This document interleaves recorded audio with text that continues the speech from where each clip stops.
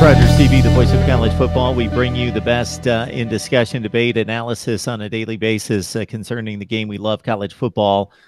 Team reports from across the nation. If you enjoy what we deliver, even if you don't always agree with us, please support the channel by liking the videos, commenting, in particular right here, what you think of Auburn's situation under Gus Malzahn and outlook for 2019.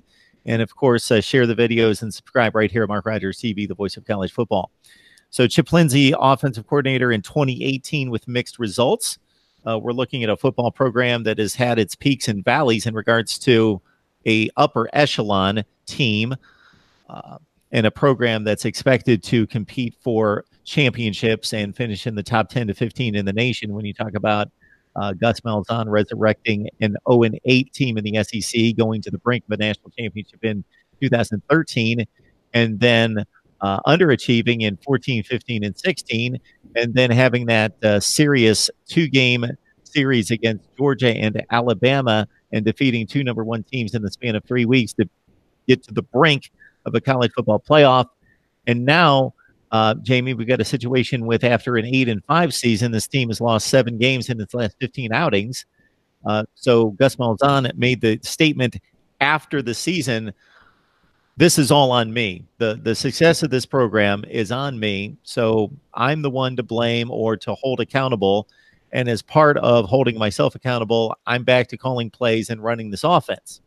Then he goes out and hires an offensive coordinator, Kenny Dillingham, who is going to obviously have a role in game planning. But how do you see this playing out in 2019?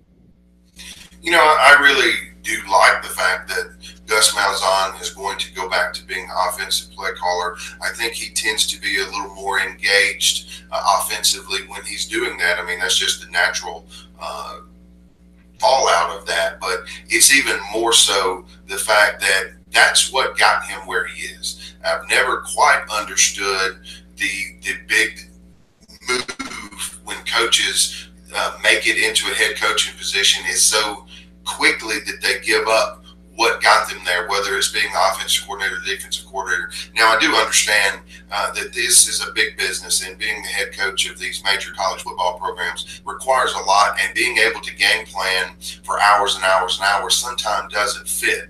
But at the end of the day, these jobs hinge on the fact and the success of these teams, and there's no doubt that Gus Malzahn has been an effective offensive coordinator for most of his stint when he's done that as his role. So you look at the fact that when he's going back to the offensive coordinator, he has been most successful with an athletic quarterback in any form or fashion that you look at, whether it be someone who is a once-in-a-generation type talent in Cam Newton, or you go to a more a guy that you can see a little more often when you talk about a Nick Marshall.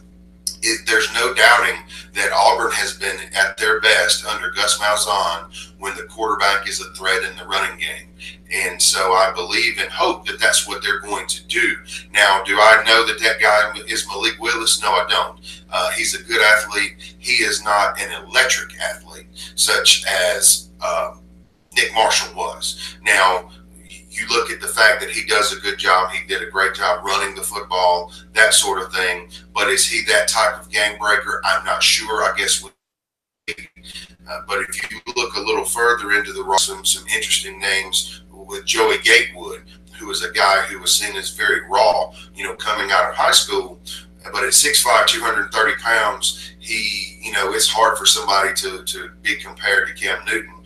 But the comparisons when you see him are there, the size, the ability, and things of that nature. And you come back to it, there's a different style. With Nick Marshall, it was more about getting outside and being explosive. With Cam Newton, it's more about the quarterback power situation. So you can look at that in a couple of separate fashions. Another name that comes up will be Cord Sandberg, a young man that, not really a young man, he's more of a man, played several years for the Phillies in the minor leagues. He's another big, strong guy who could run that quarterback power situation well. And you worry about quarterback accuracy when it comes to the quarterback game, but when you're such a factor in the running game, you see a whole lot more man-to-man in some situations to where it's a little easier to throw the football because everybody's having to account for the quarterback in the running game. So there's several factors in there that would make Auburn a much more dynamic team if the quarterback is a threat in the running game. Of course, you throw in Bo Nix as their top recruit and one of the top quarterback recruits in the country.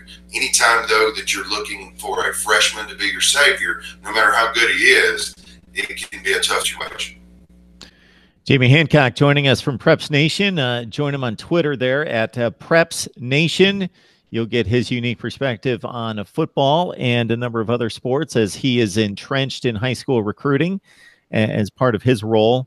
Jamie has joined us on a regular basis to talk some Auburn football, and people are clamoring for Auburn football talk. So here we are.